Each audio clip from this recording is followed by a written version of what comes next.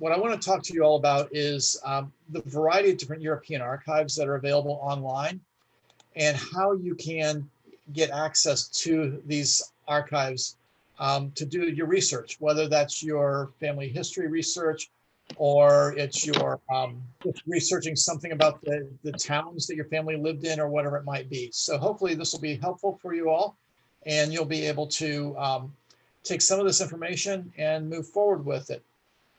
So first of all, why do you search the archives? Well, many of us have been to physical archives and you go through the collections they have there and you're looking for certain records. The online records are getting to be very compatible with those. You're not going to go over to Germany and go through archives just on a whim on a weekend. So being able to access the records that they have in their archives online is makes it much easier.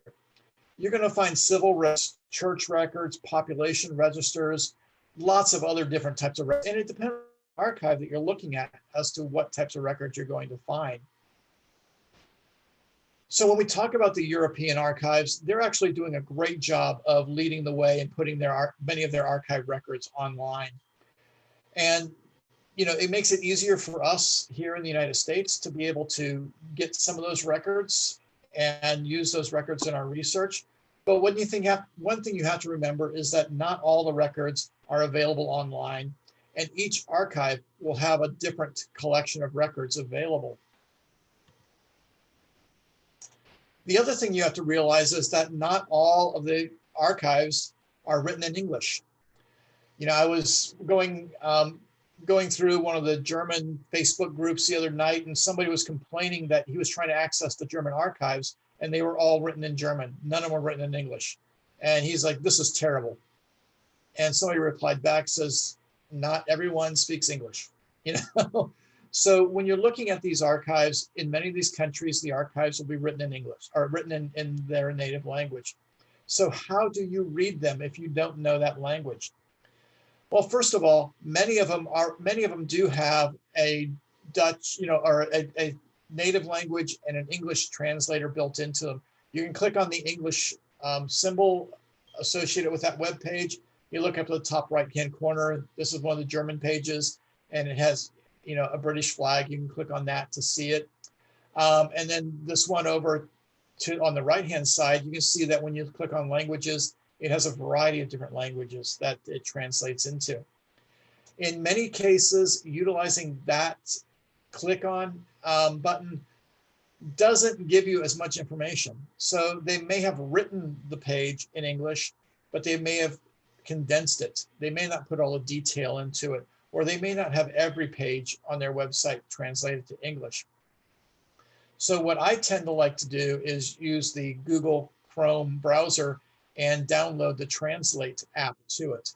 So the Translate app is located in your browser bar, and you can click on it and it translates the page automatically using Google Translate. So that's an easier way, and it doesn't matter, if they've got an English page, you're actually seeing everything that they have written in the native page. The other thing to realize is that there's a variety of different archives. You may find multinational archives, national archives, regional or local archives, and each of these will have a different collection of records that you'll want to search for. And in many cases, it's the local archives that you're looking for, because they will have the local records, the town records, the church records, and so on, while the national archives may not have that information. So how do you start finding the archives you're looking for? Well, one of the pages that I use is this Deutsche Archives in Internet, and this is a German website. But the great thing about it is, if you look, it has the archives in Germany, the archives in Europe, and the archives outside of Europe. And if you click on that archives outside of Europe, you see it says Africa, America, Asia, Australia, New Zealand. And so you can narrow down where you're looking and see the archives in those areas. So I'm going to show you an example of what it looks like when you click on the Archives in Europe link there. On the left-hand side, you can see all of the different countries which have archives online. And I clicked on the Netherlands, and then the larger window here, you can see each of the archives in the Netherlands that you can find records in. So this is a really great help because you can find a large number of archives with only a couple clicks on a website. And since it is a German page, they do have a specific website for finding the German archives. And you can see in this case here, on the left-hand side of the image, you have the different states in Germany, so that you can click on the state and go directly to the archives there. In the middle of the page, you have different types of archives, church archives, state archives, community archives, and so on. And then on the right-hand side, you have the alphabet. So you can click on the letters that you're looking for, and it'll start pulling up those archives for you. Now, one of the things you have to remember is that when you're searching in these archives, as you would on Family Search or any other search engines or family history databases, you're only going to find the records that are indexed. So you can put in a surname.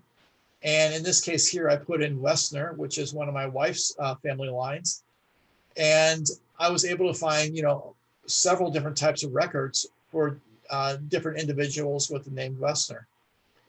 But again, these are only the ones that are indexed. There's a lot more that are out there that are not indexed that, you might be able to find records for. You just have to search through them a little bit more. So I'm going to start out talking about the multinational archives, and then we're going to break it down and start talking about the individual countries' archives, and then the archives you're going to find within those. But one of the biggest international or multinational archives in Europe is Europeana. And this is a collection of materials from galleries, libraries, archives, and museums all over Europe. It was launched in 2008, so they've been, online for 12 years now, constantly being updated. There's always new records being added to it. The last time I looked, there were over 58 million documents, and this includes artwork, books, videos, sounds, and other types of collections. And when you go into the web page, their data is broken up by themes. And so you can see at the bottom the different thematic collections. And the first one is the Europeana 1914 to 1918. And this is their World War I collection. You're going to find a variety of different types of records in that. And I'll go into a little bit more depth in that in the next slide. But you also have art, fashion, migration. Migration might be an important one for you to think about when you're looking at your immigrant ancestors. What were the major migration time periods? Why were they migrating? Where were they migrating to? There's also music, photography, visions of war, and then other image collections that are there. In addition to that, for example, this one here is the 1914 to 1918 collection. And I just pulled a couple different types of records out of this. There's over 400,000 documents that are available there, 200,000 images and 3,000 videos. But you can see there's postcards, there's diaries, there's photographs, there's different government documents that people had to carry with them. So a variety of different types of records that you can look up in that collection. But they also have a newspaper collection. And you can see here, this is 4 centuries of European newspapers, and they have over 4 million newspapers from those collections. So a large number of newspapers that are available here. And many of these are searchable by, you can type in a name and you can end up with the records from that country. You can narrow it down to determine which country you're looking at as you continue to search. So really great archives here. I found some great obituary sort of notices or death notices in the early 1800s in some of these newspapers for my ancestors. And it gets you, that information that you're looking for.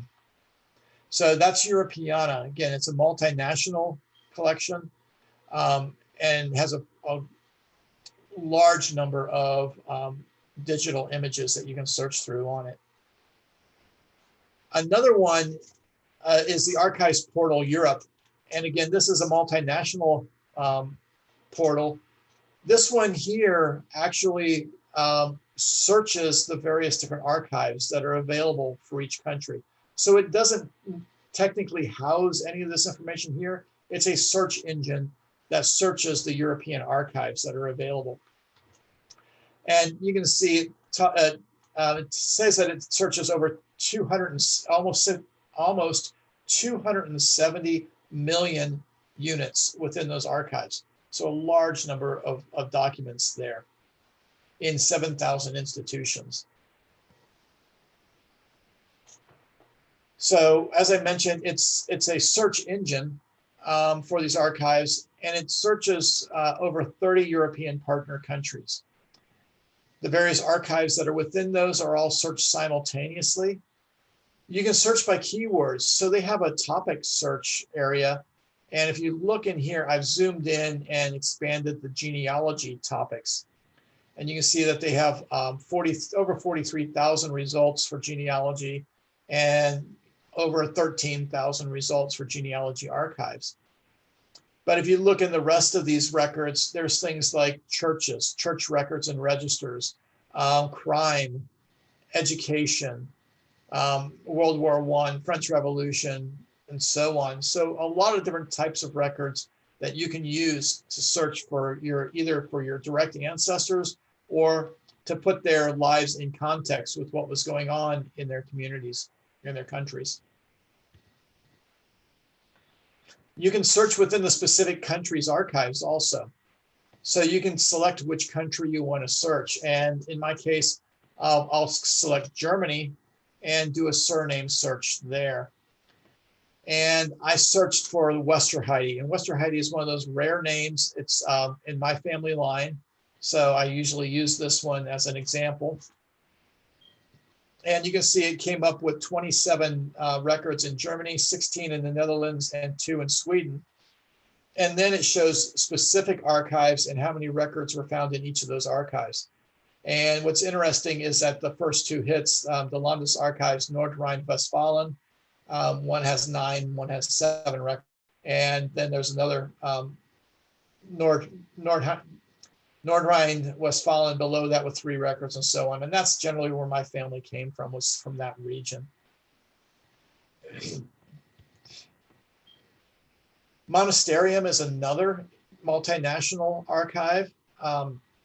This one here is very narrow based as far as what it has included in it. It focuses in on the political, economic, and cultural development since the Middle Ages. And it utilizes archives, over 100 archives from 10 different countries.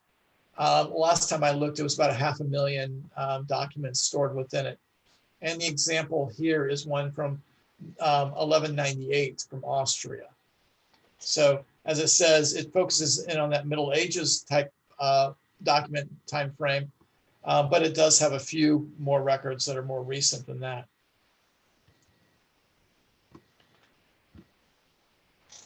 And then Toppotech. This website is photographic collections from around Europe. And so the great thing about this is that these photographs are geo-referenced. So it takes these photo collections and then places them on a map. So you can zoom into the towns where your family came from and you can see the photos of that town. You can see on the left-hand side, I have a photograph that I selected out of one of them. Some individuals with a horse and a cart in front of a barn. You can find, images of the town, images of the people that were in that area. And occasionally you can even find some records. And so you see up in the upper right-hand corner is one of the government records that was located on this archive.